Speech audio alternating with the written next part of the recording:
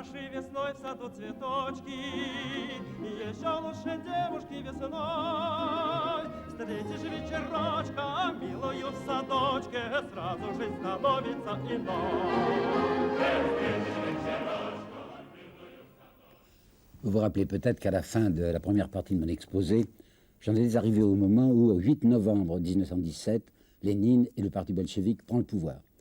Et je vous avais dit, ça a été une situation affreuse, invraisemblable. On se demande comment ils allaient pouvoir s'en tirer. Alors je vais vous expliquer tout ça, mais il faut que vous ayez dans l'esprit l'idée que tout se passe en même temps. Moi, je suis bien obligé chronologiquement de séparer les problèmes, problème de la paix, problème des paysans, mais tout ça s'entrecroise et s'accumule. Et ça constitue une situation infernale. Premièrement, le problème de la paix. Il n'avait réussi, vous savez, le parti n'avait réussi à prendre le pouvoir que parce qu'il était soutenu par la garnison de Pétrograd. Elle était énorme, 150 000 soldats dans Pétrograd. Pourquoi? Parce que le pouvoir tsariste avait peur de révolution, enfin d'agitation, et avait mis une énorme garnison pour faire tenir tranquille les ouvriers. Et bien justement, cette garnison ne voulait à aucun prix continuer la guerre, tellement ils avaient perdu d'hommes.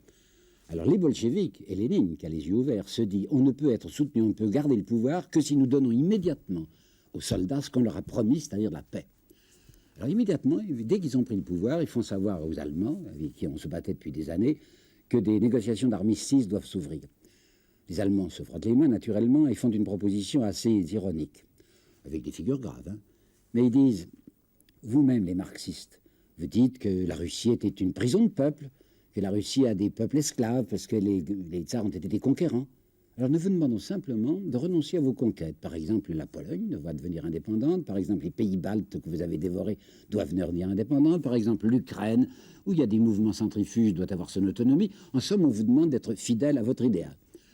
Ça, ils prennent ça très mal. C'est vrai que Lénine était un marxiste. C'est vrai que Marx avait dit que les prolétaires n'ont pas de patrie. Mais maintenant qu'il a la responsabilité de l'État russe, je vous assure que ça lui fait peine de lâcher du territoire.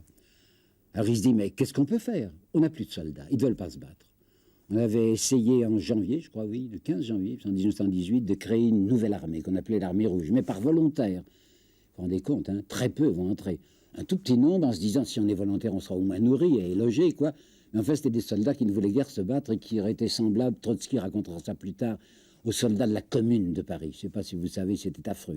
Les malheureux soldats de la Commune étaient des gens qui touchaient bien l'indemnité d'un franc 50 par jour, mais qui ne voulaient pas se battre. Alors on n'avait rien pour résister aux Allemands. D'autre part, au gouvernement, il y avait des gens qu'on avait fait entrer à partir du 1er décembre, je crois, qui étaient ces SR dont je vous ai déjà parlé.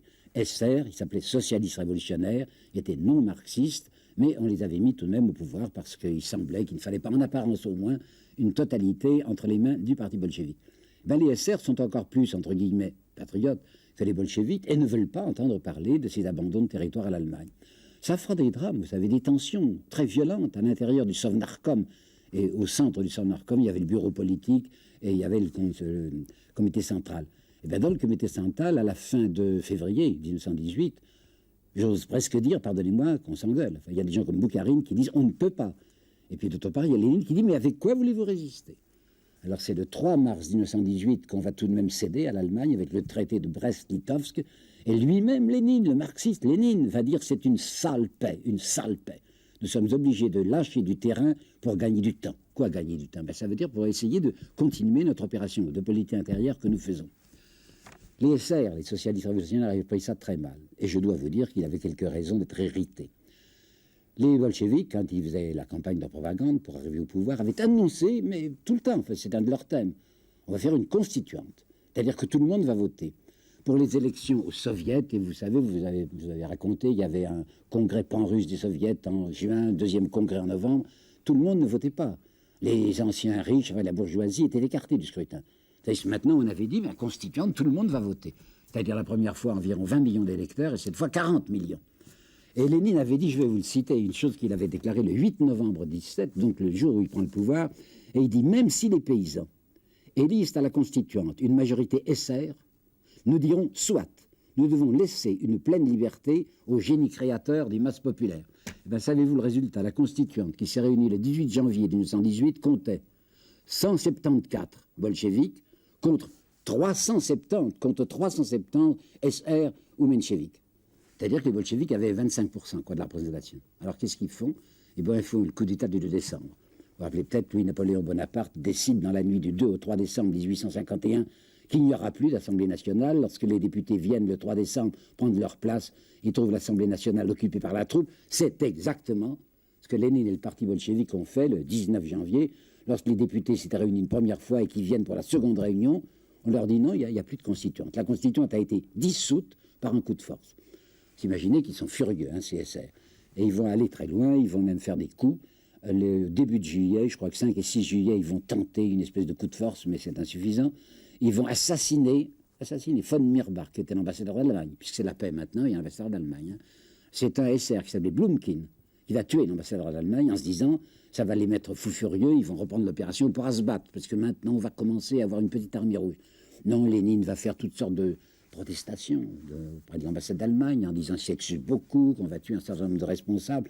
En réalité, on ne tuera pas Blumkin, qui était l'assassin, mais les SR vont se venger, puisqu'ils n'ont rien réussi. Et le 30 août, 2 attentats très graves commis par CSR. Ouritsky, qui était le chef de la Tchéka, la police politique, qu'on avait créée dès décembre 1918, est abattu dans les rues de Petrograd.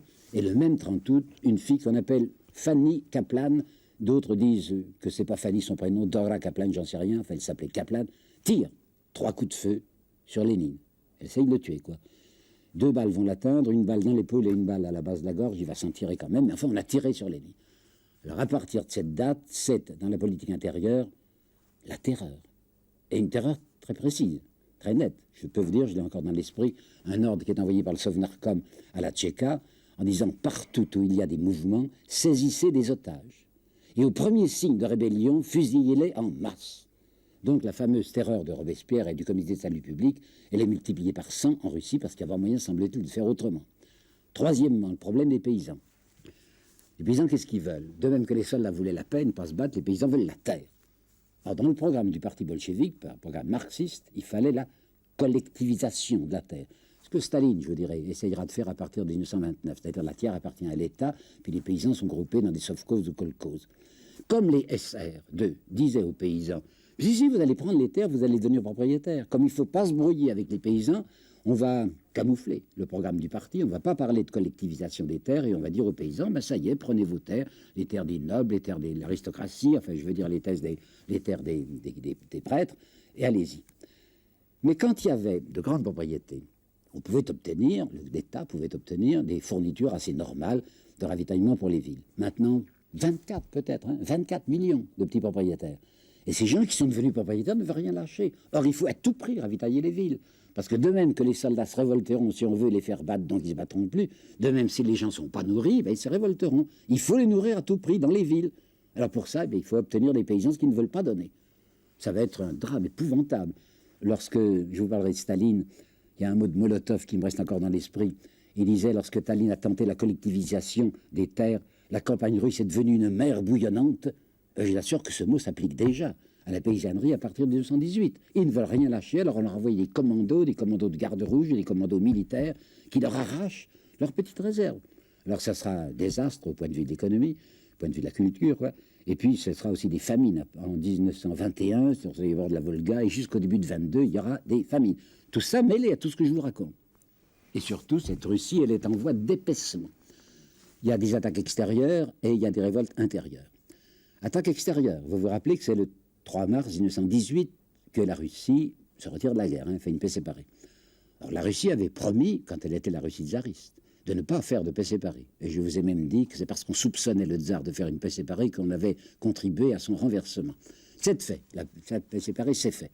Alors les Alliés sont furieux, parce qu'évidemment, toutes les divisions qui étaient sur le front de l'Est vont appliquer sur le front de l'Ouest, où les Américains, qui sont entrés récemment dans la guerre, ne sont pas encore là. En fait, on a beaucoup exagéré, parce que les Allemands savaient déjà que les Russes étaient en décomposition. Ils avaient envoyé leur meilleure division sur le front de l'Est, par conséquent, ce n'était pas un vrai péril. Mais enfin, il se trouvait que de nouvelles puissantes portes allemandes étaient sur le front de l'Ouest. Alors les Alliés vont prétendre vouloir ranimer un front à l'Est. Ils vont faire un débarquement à Vladivostok, c'est les Américains, à Arkhangelsk et à Mourmansk, ce sont les Français et les Anglais, en apparence pour créer un nouveau front et faire une diversion, mais en fait parce qu'ils ne veulent pas tolérer ce gouvernement bolchevique, un gouvernement communiste, c'est une indignité. Il y a une note de Foch qui a été révélée il n'y a pas tellement longtemps. Foch avait donc gagné la guerre, enfin vous savez, la guerre a été gagnée le 11 novembre 1918. Il y a une note de Foch du début de décembre 1918, où il dit les forces alliées n'ont pas encore fini leur travail, il faut absolument faire disparaître le gouvernement soviétique. Donc on veut utiliser les forces des alliés contre un gouvernement dont la contagion serait intolérable. Vous aviez d'autre part les Anglais qui vont débarquer à Bakou, oui, sur la Caspienne. Vous avez les Turcs qui s'emparent de Batoum, qui est sur la mer Noire. Enfin, il y a toutes sortes de violences arrachant du territoire aux Soviétiques. Mais le plus grave, c'est ce qui se passe à l'intérieur même, parce qu'il y a des généraux blancs ou des amiraux. Il y a un amiral qui s'appelle Kolchak, il y a deux généraux, il y a un qui s'appelle Denikin, l'autre qui s'appelle Yudenich, qui essayent de grouper des partisans et qui vont tenter de marcher sur Petrograd et Moscou. Parce qu'à partir du 10 mars 1918, le gouvernement s'est transporté à Moscou, où il est plus loin de la frontière, où les Allemands sont entrés en Finlande, ils se trouvent plus protégés à Moscou. Ça sera très grave, vous savez, surtout du côté de Kolchak. Kolchak, c'est un amiral et il avait des troupes qu'il avait levées, il les payait bien en Sibérie, mais surtout, il va avoir, comment dire, un fer de lance pour son opération. C'est la fameuse Légion tchèque dont on a tellement parlé. De quoi s'agissait-il? Les Tchèques étaient dominés par les Autrichiens, vous savez, dans l'Autriche-Hongrie. Et ces Tchèques n'avaient pas du tout envie de faire la guerre. Ils n'avaient pas les mêmes idées que l'Autriche. Alors ils avaient déserté. Ils avaient déserté en masse. Ils s'étaient rendus sur le front russe. Alors il y avait une légion tchèque d'environ 40 000 hommes dont les Alliés se disent on pourrait maintenant l'utiliser, laisser-la traverser la Russie, enfin et même la Sibérie, s'embarqueront à Vladivostok et ils viendront nous aider à combattre les Allemands sur le front de l'Ouest. Et puis ils se ravisent, les 10 Alliés. Et ils se disent mais après tout on pourrait bien se servir de cette légion tchèque contre le gouvernement soviétique. Et Kolchak ne demande que ça. Cette légion devait traverser, bien encadrée, avec ses officiers qui devaient rester très bien payés pour se rendre à Vladivostok. On leur dit non, c'est pas le Vladivostok qu'il faut, retournez-vous, n'allez pas vers l'Est, mais allez vers l'Ouest, et on va se servir de vous pour essayer de renverser le gouvernement.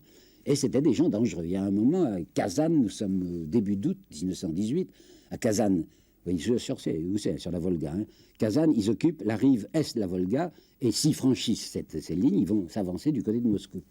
Très grave. Il y a eu un moment, un épisode terrible à ce propos, il faut que je vous le dise, je n'aime pas raconter ça, mais il faut parce que c'est vrai.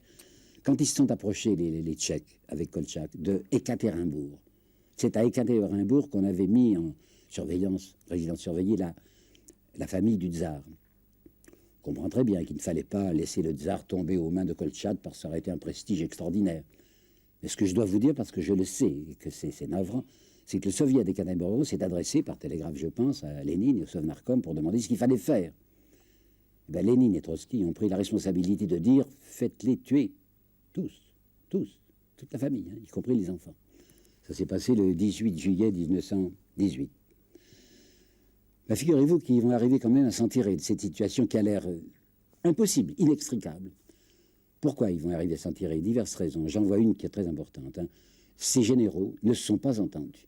Si Yudenich, qui travaille, lui, dans la région des Pays-Baltes, s'était entendu avec Denikin, qui travaille, lui, dans la région du Donetsk, s'était entendu avec Kolchak, qui, lui, travaille au-delà de l'Oural, peut-être qu'ils l'eussent emporté. Mais ces gens se détestent. Ils sont des rivaux. Ils ne veulent pas que ce soit lui qui gagne plutôt que nous. Ils ne s'entendent pas. Deuxièmement, une chose très, très importante, c'est qu'une armée rouge va être constituée pour de bon, à partir, je crois, du 15 avril 1918. Et Trotsky, qui dirige cette armée rouge, je vous en parlerai plus nettement quand je parlerai de Trotsky, cette armée rouge va accepter, pour avoir des cadres, des officiers tsaristes de l'ancienne armée. 30 000, vous entendez, 30 000 officiers tsaristes qui vont reprendre du service. Peut-être pour protéger eux-mêmes ou leur famille, peut-être parce qu'on les paye bien, des cadres. Et en plus, il faut le dire, des types qui en voulaient. Au départ, il y avait des gens qui, très peu, je vous l'ai raconté, quand une armée de volontaires, très peu de gens. Puis peu à peu, à cause du danger que court la Russie, des quantités de types vont entrer là, comme les soldats de Robespierre, dont je me rappelle avoir vu un texte du côté des princes, c'était en février 1794. Les princes, vous savez, c'était le futur Charles X et le futur Louis XVIII, qui disaient « Nous commençons à subir des échecs sur le front de France parce que nous ne disposons que de soldats matériels. » Ça voulait dire les mercenaires qu'on payait. Tandis que Robespierre dispose de soldats passionnés, disait-il. Eh bien, vous savez, une partie de l'armée rouge, c'était des soldats passionnés. Derrière Boudienny, par exemple, et sa cavalerie. Alors, ils vont remporter de très grands succès. Et militairement, ils vont l'emporter sur tous ces assaillants. Ajoutons encore ceci, les paysans sont furieux, évidemment, parce qu'on leur prend leurs terres, mais ils ont encore bien plus peur de voir reparaître l'ancienne aristocratie et l'ancien clergé qui leur reprenaient leurs terres. Ils se disent, on ne s'entend pas avec ce gouvernement soviétique, mais enfin, peut-être qu'on s'arrangera. Donc, les paysans, finalement, étaient du côté de cette révolution. Toujours est-il que ça y est. Alors, ils se figurent, les gens des soviets, ils se figurent que c'est gagné à la fin de l'année 1919. Fin de l'année 1919. En octobre 1919, figurez-vous que les armées de Dénikin étaient arrivées, venant du sud jusqu'à Toula, qui est à 200 km de Moscou. Mais on les a repoussées. Alors on croit en 1920 que c'est fini, quoi. Ils se disent, ça y est, la paix est revenue. Pas du tout. Voilà que la Pologne attaque. La Pologne considère que les territoires qu'on lui a donnés sont insuffisants. Pilsudski fait une opération militaire qui tournera du reste au début très mal pour lui. Et ensuite, avec un appui militaire français, on va envoyer, nous la France, on va envoyer 2300 cadres, des officiers, hein, avec Végan et un certain capitaine de Gaulle qui sera là pour lutter contre les soviets. Et ça se terminera très mal pour la Russie par un diktat, vraiment un traité imposé à Riga au mois de mars 1921, où la Russie va perdre 250 km en profondeur de territoire. Hein, c'est quelque chose, 250 km. Ça va faire une espèce d'Alsace-Lorraine russe, et je vous assure que Staline y pensera lorsqu'il fera le pacte germano-soviétique en 1939. Il faut bien que vous compreniez que ça n'allait pas du tout du côté du prolétariat russe. Pas du tout. Hein. Il y a une distance qui est un abîme, entre ce qu'avait annoncé Lénine et ce qu'il faisait. Lorsqu'il s'était réfugié, peut-être vous rappelez-vous, en juillet 1917, à cause des rafles de Kerensky, il s'était réfugié en Finlande. Et là, il avait écrit un travail qui s'appelle L'État et la Révolution, où il avait annoncé ce que serait, dans sa pensée, et loyalement, la Révolution. Il n'y aurait plus d'armée de permanent, disait-il. Il n'y aurait plus de police politique.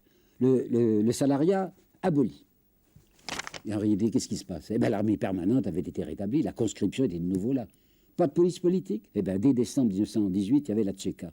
Et quant au salariat, je vous assure qu'il avait été maintenu. Hein. Et savez-vous que les ouvriers russes en 1921 étaient moins payés qu'en 1913. En plus, en 1913, ils pouvaient, s'ils l'avaient envie, se défendre par la grève. Défendus. La grève devenait un attentat, un crime d'État, puisque les ouvriers travaillaient au profit de l'État. Alors, c'est pas très étonnant ce qui s'est produit dans un certain nombre de provinces, à Astrakhan d'abord, et ensuite à Kronstadt. Kronstadt, ça a été affreux. C'était en mars 1921. Les soviets ont fait passer ça pour une révolution de garde blanc. Non, c'est pas vrai. C'est d'une part les ouvriers de l'arsenal de Kronstadt et d'autre part les marins qui se révoltaient. Les marins qui s'étaient. Il y avait une nouvelle fournée de marins parce que les autres, on les avait tout de même congédiés. D'où ils venaient? C'était des petits paysans, vous savez. Et ils avaient vu ce que c'était que la paysannerie. Ils avaient vu à quel point on était maltraités leurs parents. Alors quand ils sont à Kronstadt, ben, ils se révoltent. Ils se révoltent au souvenir de la commune. Nous sommes en 1921 et la commune est de 1871, ça fait il y a juste 50 ans. Et le parti communiste allait célébrer très glorieusement cet anniversaire de la commune. Je vous ai apporté là un texte qui me frappe beaucoup. Ils ont eu lancé un petit journal, eux-mêmes les Izvestia, vous savez, ça veut dire les nouvelles, je crois. Eh bien, les Izvestia de Kronstadt du 9 mars 21 disaient ceci: aux protestations des paysans, aux réclamations des ouvriers, obligés par les conditions même de leur vie de recourir à la grève, le gouvernement répond par une férocité qu'auraient envié les généraux tsaristes. Ça a été affreux, cette histoire de Kronstadt, et les représailles aussi. Alors Lénine va battre en retraite, Lénine va faire la NEP, NEP, ça veut dire Nouvelle Politique Économique, où on acceptera de donner quelques avantages aux paysans, où ils auront maintenant un impôt précis au lieu d'avoir des réquisitions, où l'héritage qui avait été supprimé va être établi jusqu'à concurrence de 10 000 roubles, enfin, pas en arrière. Mais ce pas en arrière, dans l'application du programme, va s'accompagner d'une intolérance encore plus grave à l'égard de tout ce qu'on peut appeler mouvement déviationniste. Il y avait des gens qui défendaient les ouvriers, ça s'appelait l'opposition ouvrière, avec une femme, Sacha Kolontai, avec un gars qui s'appelait Khlapnikov, qui était son amant. Interdiction, hein. L'opposition ouvrière, c'est fini. Personne ne doit dévier. Lénine n'est pas heureux de ce qu'il a fait. Vous savez, quand il va mourir, il a eu une première attaque qui était le 25 mars 1922, première attaque. Il va écrire un certain nombre de textes qui ne seront publiés qu'au début de 23 dans la Pravda. Et je vous en ai recopié un morceau là. L'appareil d'État soviétique n'est en somme que l'appareil tsariste à peine repeint. Les choses chez nous, avec l'appareil d'État tel qu'il est, sont tristes, écoutez bien, pour ne pas dire répugnantes. Oui, c'est signé Lénine. Bon, j'ai dit une première attaque. Seconde, bon, il se soigne à Gorky. Gorky, c'était le nouveau nom de Nijni Novgorod. On donnait des noms d'hommes aux grandes villes. Et puis il a une seconde attaque moins... Il a repris son travail en octobre, une seconde attaque moins violente en décembre, il se cramponne encore. Troisième attaque, c'est une voie très violente, le 10 mars 23. Et à partir du 10 mars 23, cet homme qui va encore survivre jusqu'au 21 janvier 24. Il n'est plus lui-même, hein. Il a disparu de la scène. Alors remarquez qu'il aura eu très peu de temps pour diriger la politique russe. Hein. Il a pris le pouvoir le 8, enfin mettons 8 quoi, novembre 1917, et pratiquement dès le 20 mars, 10 mars 1923, après déjà une interruption de 4 mois, c'est fini. Il faut que vous sachiez, hein, il faut que vous sachiez que cet homme avait, bien contre son gré, mis sur pied un système d'intolérance et de tyrannie dont Staline n'aura qu'à s'emparer.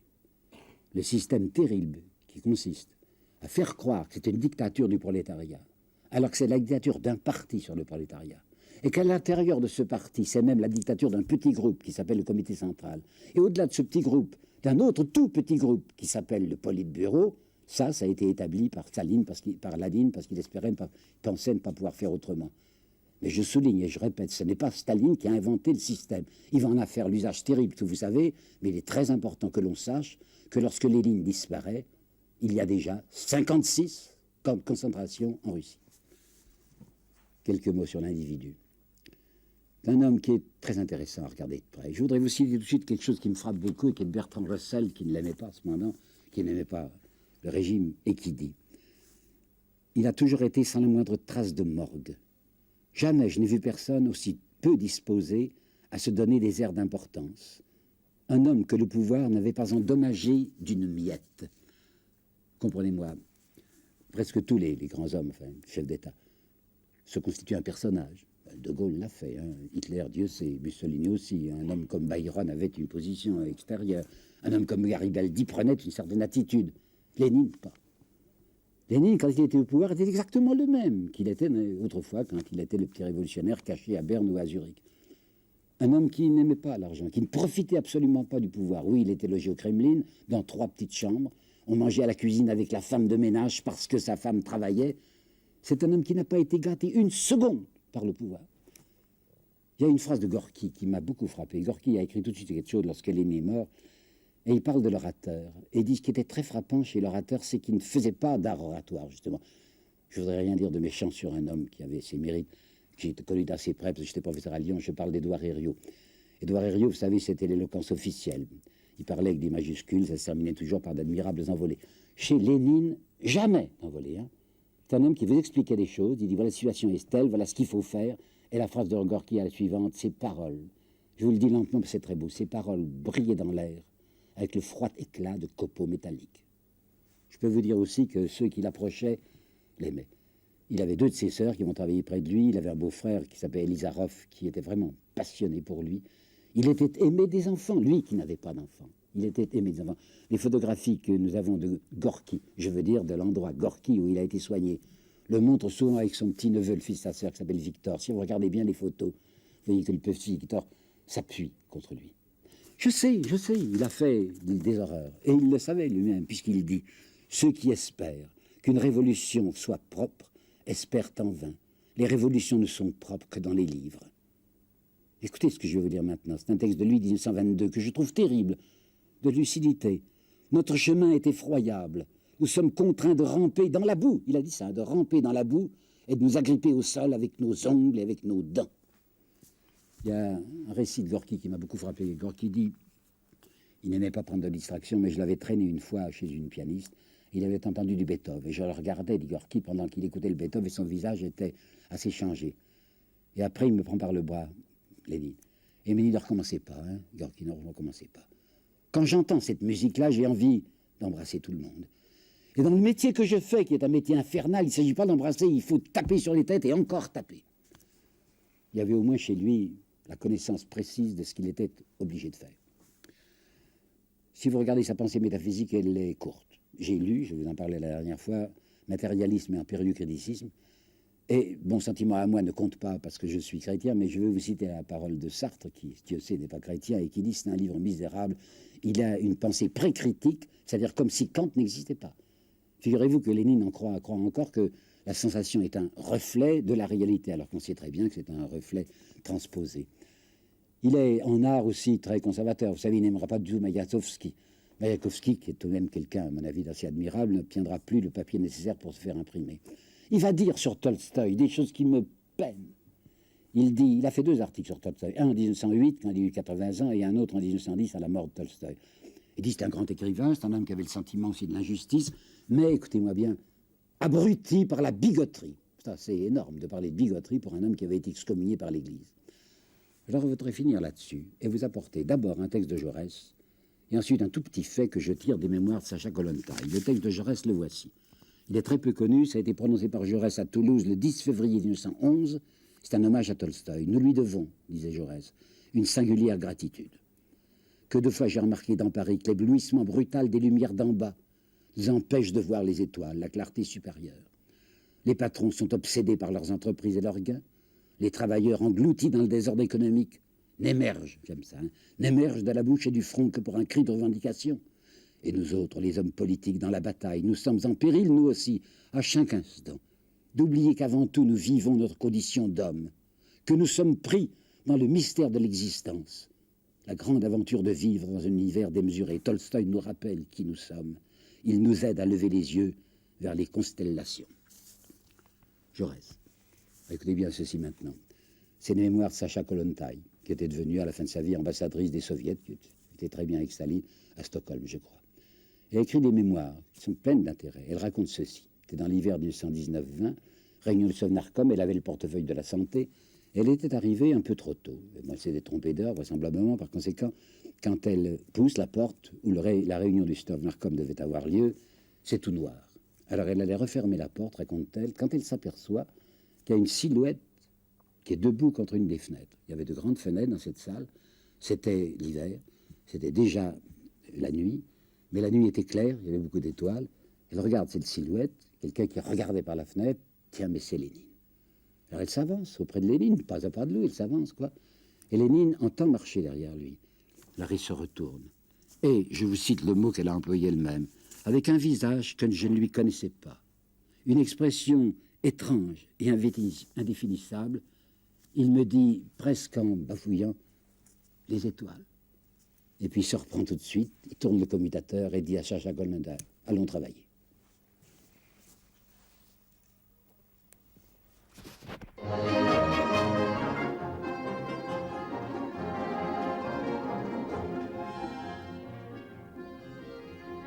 Хороши весной в саду цветочки, и еще лучше девушки весной. Встретишь вечерочка, милую в садочке, сразу жизнь становится иной. Встретишь вечерочка, милую в садочке, сразу жизнь становится иной.